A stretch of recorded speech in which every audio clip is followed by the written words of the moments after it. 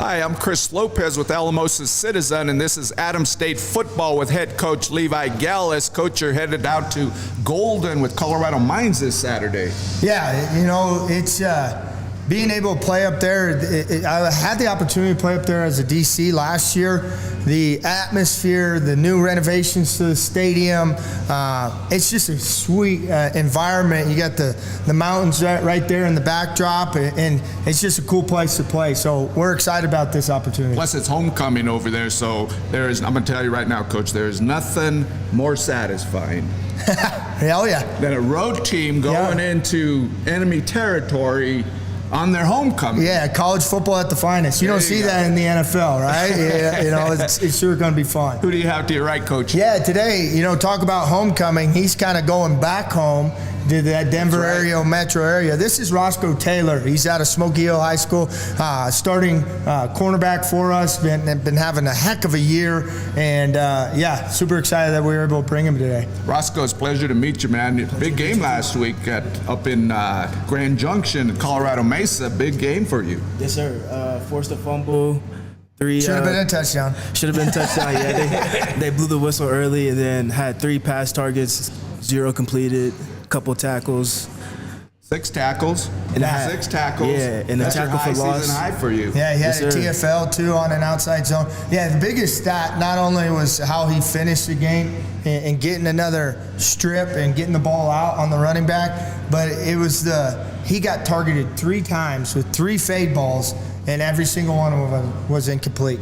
Roscoe, what's working for you now as you have made the adjustment to Division II college football? This is your 3rd year at Adams State. You played 10 games last year, pretty much full-time last year. Yep. 2nd year starter this year. What's working for you now? Probably just moving back to my natural position. Last year they had me at the nickel spot, but going back to corner has been a good transition for me, just natural for me for my footwork, technique, and etc. And talk a little bit about the competition you've been seeing at Division II, and particularly this year, and how you're feeling out there at the corner. Obviously, you played really good last week, and you have been playing throughout this year pretty well. It's come natural to me, really. Throughout high school, I played a lot of good receivers. Some of them went D1 to high schools, like Stanford and stuff like that. And, my 2nd week in my senior year, coaches gave me a big task to cover this specific tight end, made sure he had 0 targets. He completed the game with 1 target for a 2-yard catch. And then, because the year before we played him in the playoff game, he brought him back from, we were up 28-0 at half. He brought them back, led that game to, we lost by 1 point that game. So next year they wanted me to shut him down, and I did that. Coach, I want to go back to that Colorado Mesa game because Adams State showed a lot. I mean, you had a lot of offense that game, over 300 yards, 360-some total yards on offense, but you put up a lot of yards, looked pretty good at times against Colorado Mesa there. Yeah, you know what? We really did, and I think that's a credit to our offense, our offensive line, our running backs, our quarterbacks, the receiving room, the guys that continue to show up every single day. They went out and sputtered there in the first couple series, but then finally caught their groove and really started, moving the ball well and doing a lot of good things in the air, in the ground, and kind of being multiple in the way that we wanted it. It was Gavin's 2nd game to start. I think he got the jitters out of the first one and finally caught his groove and was making a lot of good decisions. Had an opportunity there even late to go score again. We had to settle for a field goal right before half, but they were finally chugging along, and it's good to see because we know what that offense is capable of. Now it's just, again, putting it all together multiple times. And 169 on 170 yards on the ground. Yeah. A good rushing attack, as we talked about last week. Yep. I mean, Adams State can move the ball really well. We're seeing here with Roscoe and defensively and what you're doing there. I mean, you're definitely continuing to see the strides by the Grizzlies. No, absolutely. And I think all of us Adams State Grizzlies and Indians, those of you that are out there, it is one of those things that if you're at every single game, you kind of start to see it actually coming and unfolding. If you're just jumping up on Saturday and looking at the score, it's tough, because all of us Adams State people are, wanting that victory, that taste of victory. But I think what's happening is we're getting those victories that we want and starting to move in the right direction. And the other thing I want to tell you about, Chris, is when we got done with the game, a lot of times in the RMAC, you go to these different places and you might have one or two moms outside the locker room. I remember coming out of the locker room after that game, and there was a lot of people. Like, our support on the road is awesome. That's really nice to hear, and I'm going to imagine that you'll have good support in Golden when the Grizzlies take on Colorado Mines this week. No, I agree. 6 o'clock start, right? No, it's noon. Oh yeah, yeah. Right, Eat breakfast and play. You're right. That's a noon kickoff. In Golden. Roscoe, what's been for you the lessons through your arc here at Adams State so far, and where you see yourself now with the Grizzlies? What's been some of those lessons for you as you take this away? Just lessons like stuff off the field translates to on the field, being a good person in the community and stuff like that.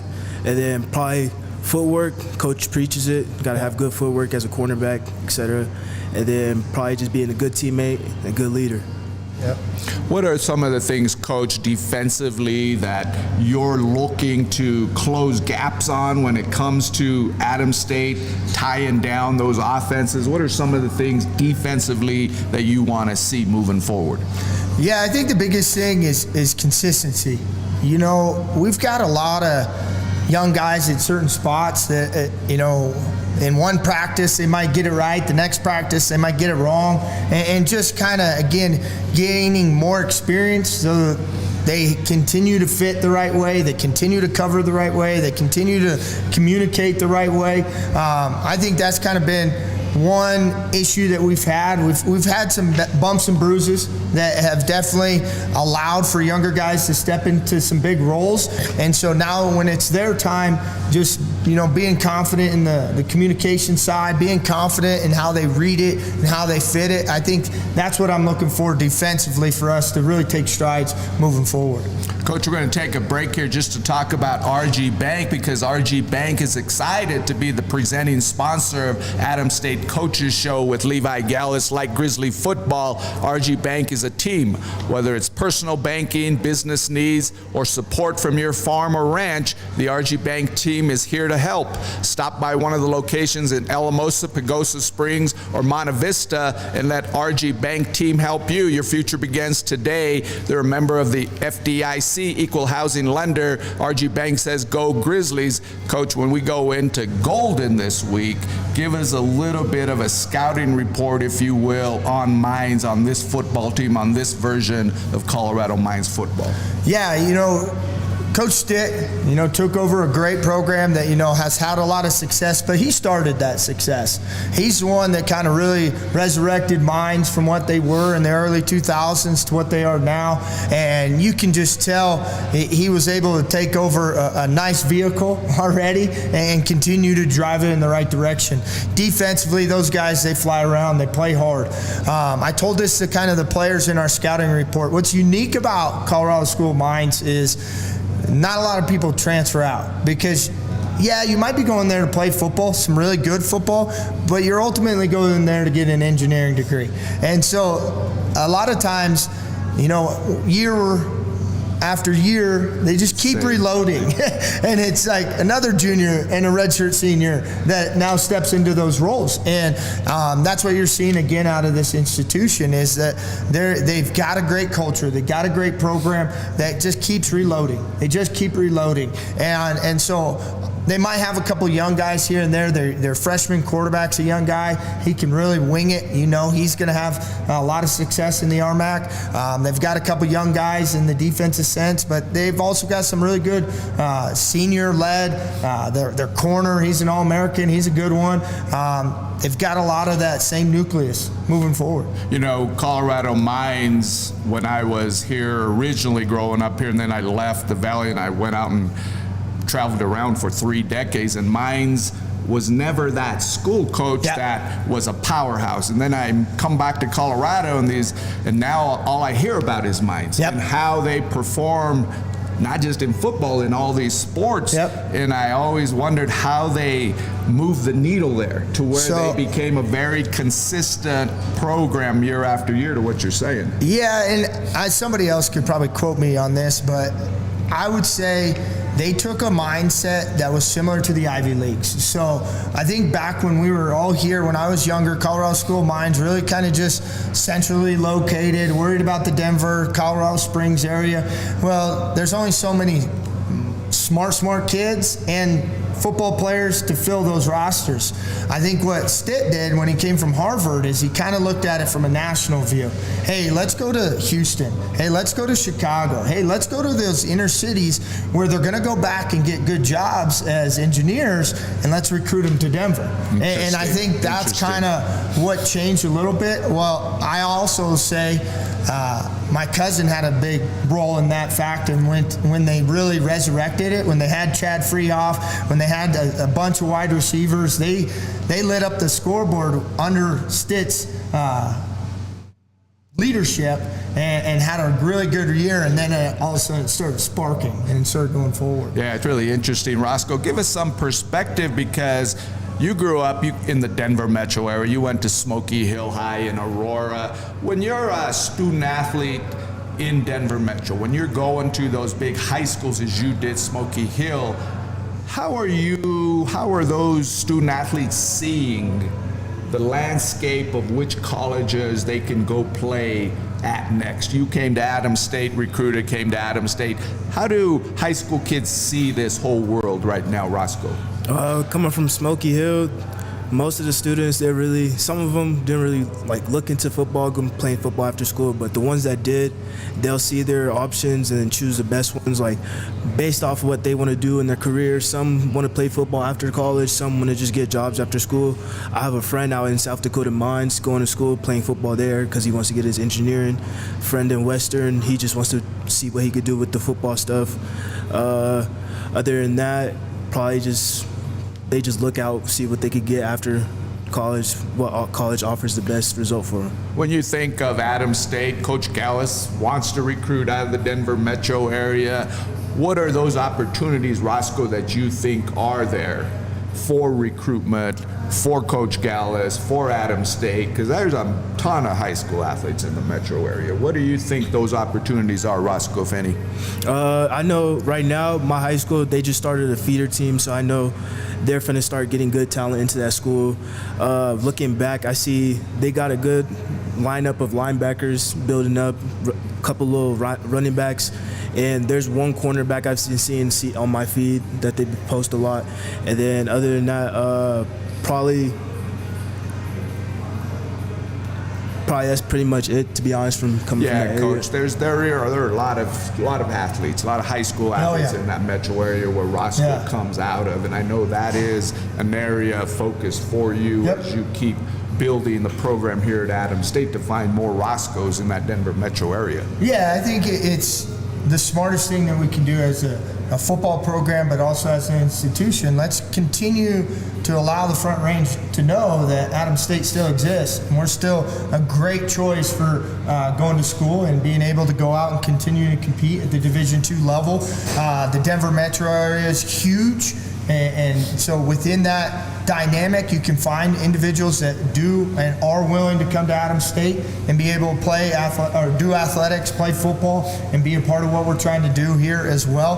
Plus, like I mentioned, I think that transition of recruiting people from Denver increases our fan base. Where all of a sudden you got more moms and dads and uncles coming to the game, and now they're able to see their sons play on Saturday and go out and compete. And so I think there's two streets there that we can look at. Yeah, and the RMAC is largely a Colorado conference where you do have that opportunity to go watch some football games. Roscoe, what is your favorite stadium in the RMAC as you've traveled the conference over the past couple of years and have played outside of Adams State? Where do you see those stadiums, or where's the toughest places you found to play so far? Right now, I haven't seen every stadium. Still got to see South Dakota Mine Stadium. Right now, I believe Adams probably has the best stadium in like a division aspect. I like that answer. I was gonna answer it for him. Bro. Right.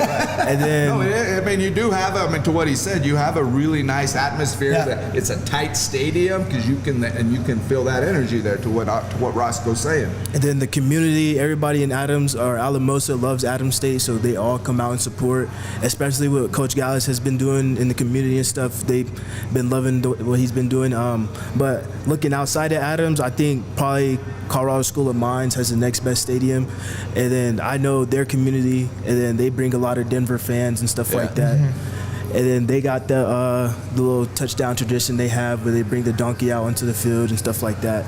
But that's probably the hardest one to play in. Will you have family this weekend from the Denver Metro coming in to Golden to watch you play? Yes, sir. And a couple friends might come out. Nice. I know Trent Littlejohn's brother said he'll come out. He was supposed to come play here, but some things happened over the summer. No, yeah. Roscoe, give us your quick scouting report on Mines from your cornerback position from the defensive side. What are you seeing? What are you anticipating this Saturday? Right now, we just got to have our minds in the right place, complete our assignments correctly, know what we're doing. And then really skill-wise, I don't think the athletic dudes could really be there for real. But it's really going to be a game in the trenches with the running backs and the O-line and the D-line.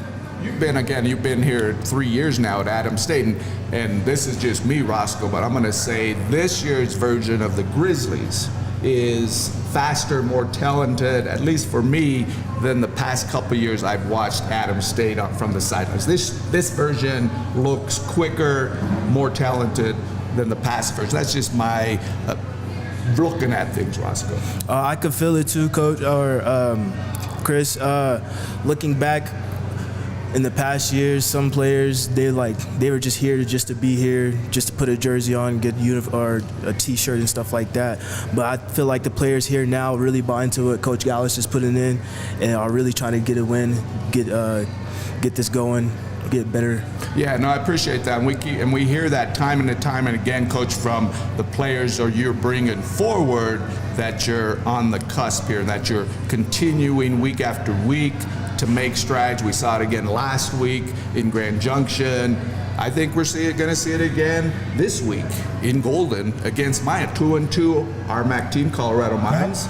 Good opportunity, Coach, for you to go up in there and ruin a homecoming. Yeah, I would love to. And, I think attest to him, attest to the guys that are still here. Those, I take the Bo Schembechler quote, those that will stay will be champions. And I think we're going to be champions moving forward. We've got a senior class that's really buying into what we're trying to do. They're going to be champions in life. They're going to be champions as husbands, as fathers, as co-workers, leaders of this community. I think that's what, the message is to them.